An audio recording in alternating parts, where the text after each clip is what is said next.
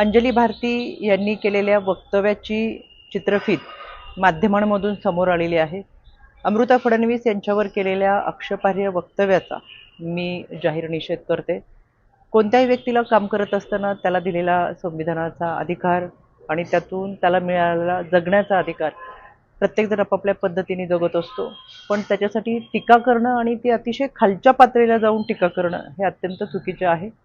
राज्य महिला आयोगाने याची दखल घेतलेली असून भंडारा पोलीस अधीक्षक आणि भंडारा जिल्हाधिकारी यांना पत्रव्यवहार करत या संपूर्ण घटनेचे चित्रफीत आणि ज्या पद्धतीचं वक्तव्य केलेलं आहे यावरती कारवाई करण्याचे निर्देश दिलेले आहेत।